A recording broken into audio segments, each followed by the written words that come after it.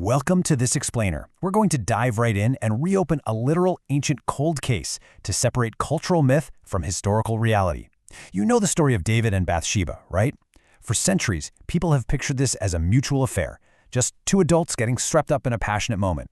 But when we actually dig into the historical records, the genealogies, and the strict timelines documented in the texts, a much darker, way more complex reality starts to emerge. So today, we're going to look past all those assumptions and let the hard data tell us what actually happened in Jerusalem all those years ago. Okay, let's kick things off with a glaring anomaly in the biblical text itself, the missing protest. When you read the account of King David summoning Bathsheba, on the surface, it kind of looks like she willingly cooperated. I mean, there's absolutely no record of her crying out, resisting, or turning him down in any way. And this textual silence has led a lot of people to just assume she was a willing participant. But we really have to ask ourselves, if she had protested, would the ancient record have even included it? Is it normal for these types of texts to record the protests of victims? Well, the answer to that is a massive, resounding yes. When you realize the text explicitly records the loud protests of others to highlight the sins of the perpetrators, Bathsheba's total silence demands a serious forensic investigation. Think about it. When David later tries to get Bathsheba's husband, Uriah, to abandon his post, Uriah's protests are detailed thoroughly. Even more tellingly, in the exact same historical book, we get the explicit, desperate protests of Tamar when she's abused by Amnon. The text literally goes out of its way to record those protests to highlight Amnon's horrific sin. So given that protests are a key way this text tells a story of abuse, why don't we hear a single peep from Bathsheba? To figure that out, we need to dig into who she really was. Part 1. Tracing the family tree. Let's take a closer look at the hidden clues inside David's royal court.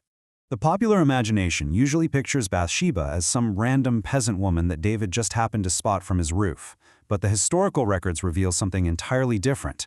Bathsheba was definitely not a random stranger. Her grandfather, Ahithophel, was one of David's chief counselors. Her father, Iliam, was a highly accomplished warrior, literally a member of the elite 30 mighty men who had been fighting right alongside David since his early wilderness days, long before he ever took the throne. And her husband, Uriah the Hittite, also one of those 30 elite warriors.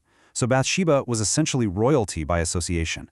She was part of this deeply tight-knit military and political family that had dedicated their entire lives to David's rise to power.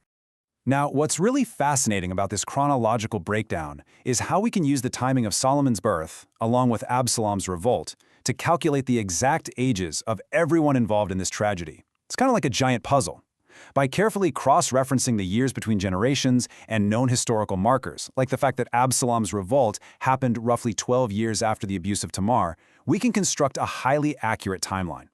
The data shows us exactly how old everyone in David's orbit was during the year of the seduction. Based on that timeline, we uncover a stark 28-year age gap. The numbers show David was approximately 49 years old, while Bathsheba was only about 21. Let that sink in. This was absolutely not a relationship between peers.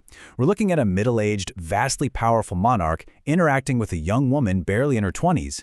When you factor in the sheer, absolute authority David held as king, this 28-year gap represents an immense, completely insurmountable power imbalance. Honestly, it's not hard to imagine that David simply overwhelmed her with his authority. Part 2. The timeline of tragedy. Let's examine how a single event led to a kingdom's decline. As derived from the text, David's 40-year reign forms this remarkable chiastic structure. He reigns 7 years in Hebron, and at the end of his life, he reigns about 7 years after briefly losing his throne. But right in the middle, right around year 20, is the crucial pivot. We see 20 years of brilliant ascent, followed immediately by a catastrophic 20 years of decline. His entire family falls apart, violence enters his house, and it is all directly triggered by this singular destructive event with Bathsheba and Uriah right at the midpoint of his reign. And you know, this timeline also solves another major historical riddle. Why Ahithophel, Bathsheba's aging grandfather, allied with Absalom to overthrow David?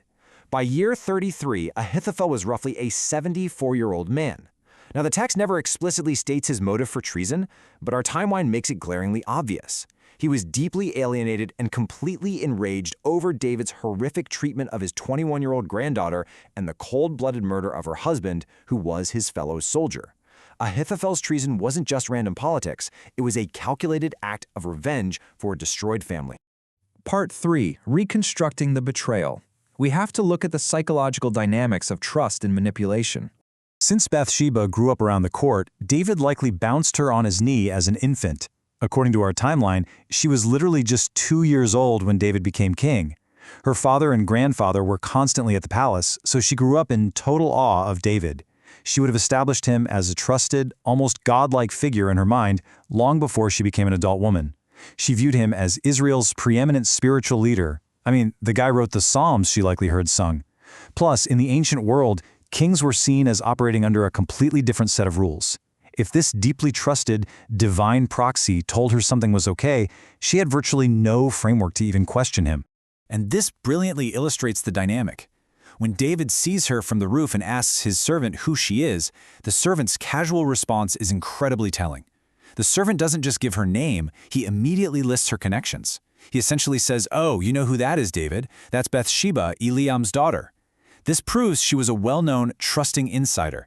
She wasn't some stranger to be wooed. She was a dependent within his own household structures, making her completely vulnerable to the king's overarching authority. Part 4. The True Sin.